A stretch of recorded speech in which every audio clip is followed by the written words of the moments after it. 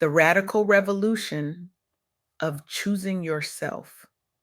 The most dangerous person in the world isn't the one with power, money, or influence. It's the Black woman who finally decides she deserves to put herself first. I recently had the profound privilege of sitting down with Shaq, a visionary whose work has fundamentally transformed how Black women view self prioritization.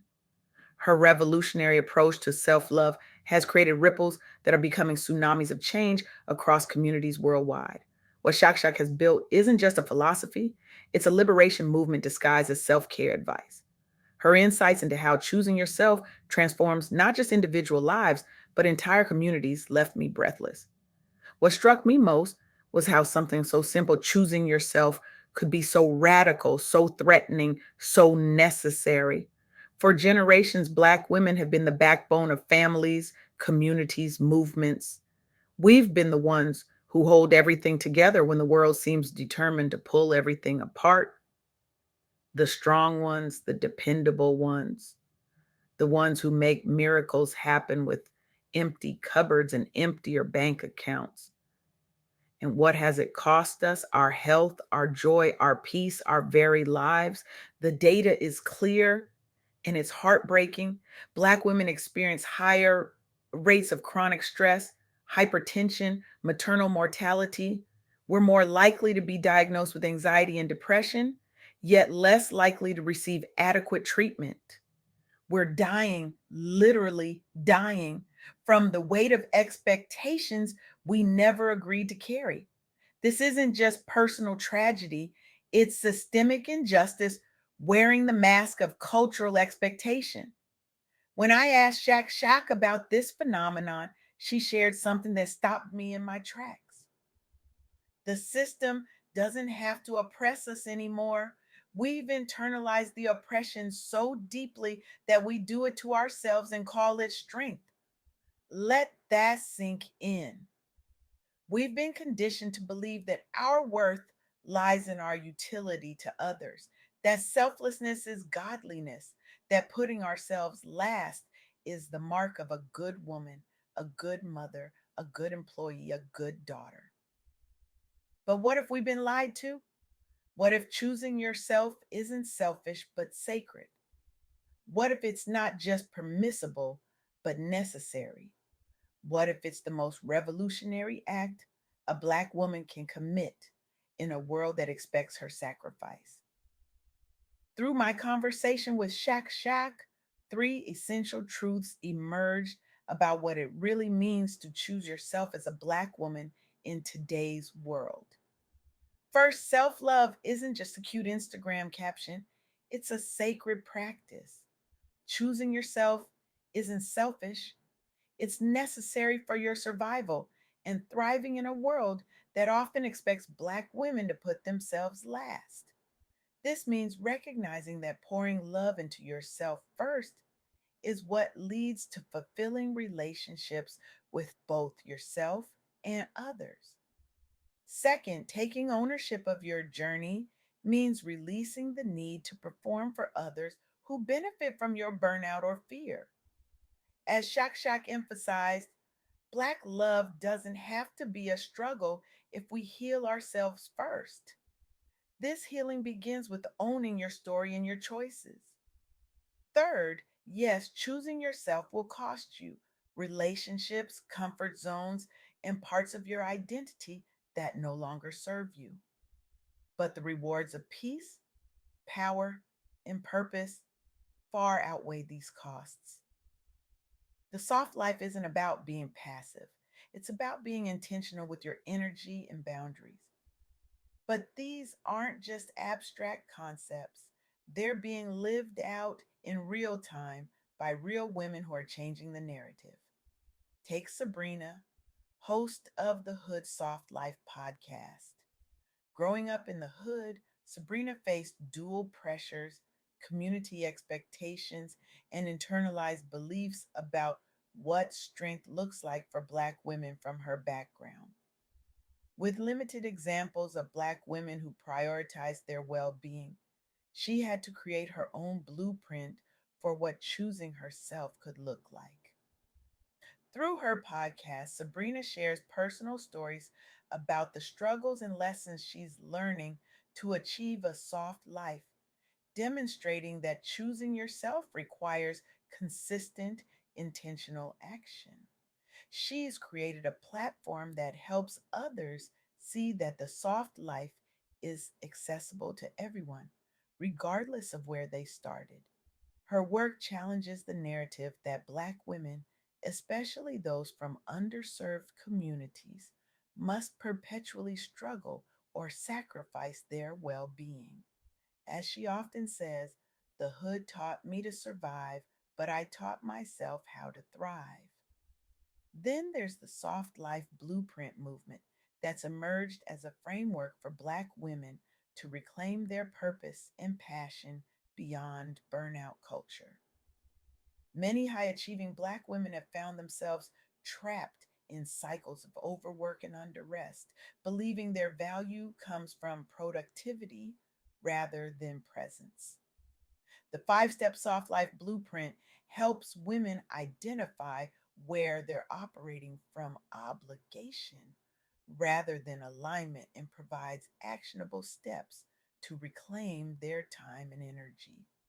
Women following this framework report reduced burnout, improved relationships, and greater career satisfaction, not despite setting boundaries, but because of them.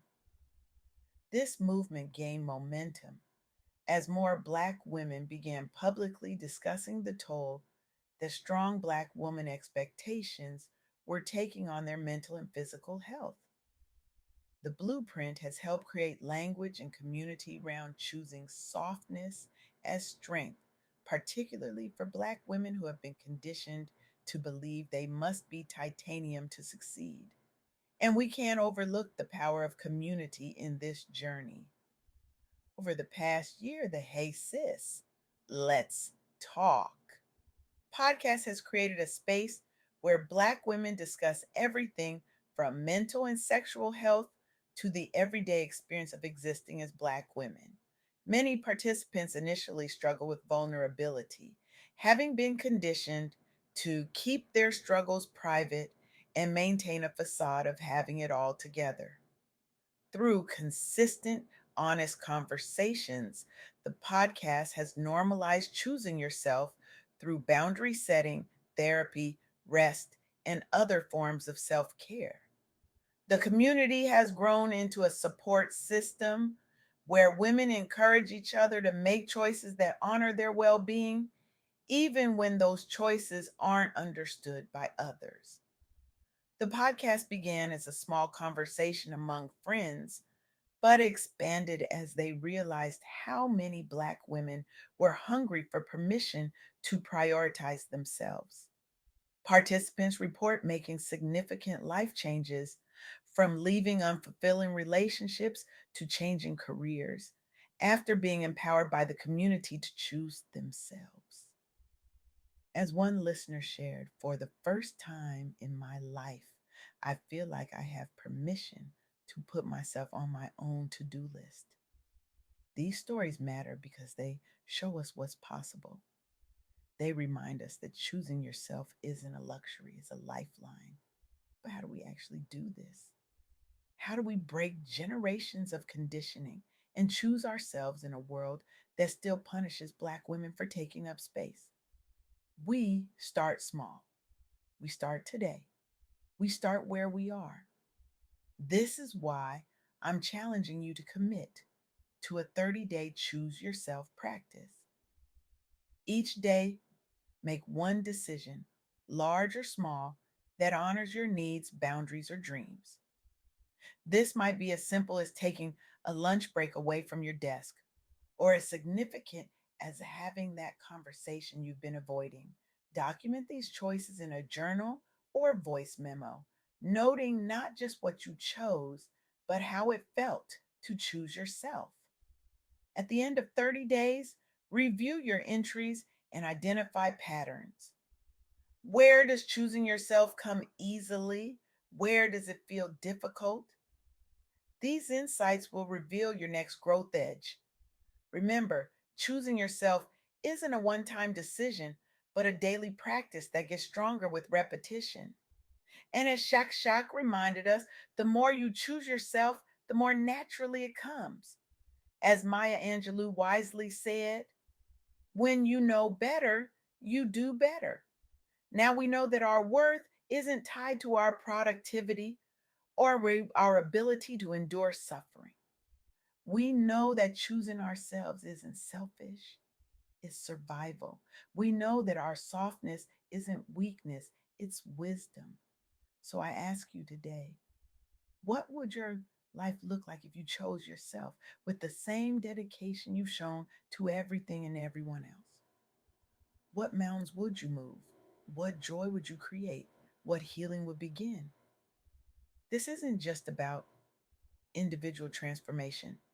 When Black women choose themselves, systems start to crack, expectations begin to shift, the unimaginable becomes possible. Every time you say no to what depletes you and yes to what nourishes you, you're not just changing your life, you're creating a blueprint for generations to come. You're showing them that they deserve more than survival. They deserve to thrive. The revolution won't be televised, but it might be witnessed in the quiet moments when you decide your worth isn't negotiable, when you declare your needs aren't optional, when you recognize that your joy is essential to your existence. So today, I dare you to commit this radical act. Choose yourself, not once, but repeatedly, not perfectly, but persistently, not selfishly, but sacredly, because a world full of Black women who know their worth and honor their needs isn't just a better world for Black women, it's a better world for everyone. The most dangerous person in the world isn't the one with power, money, or influence. It's the Black woman who finally decides she deserves to put herself first. And that, my friends, is a revolution worth fighting for.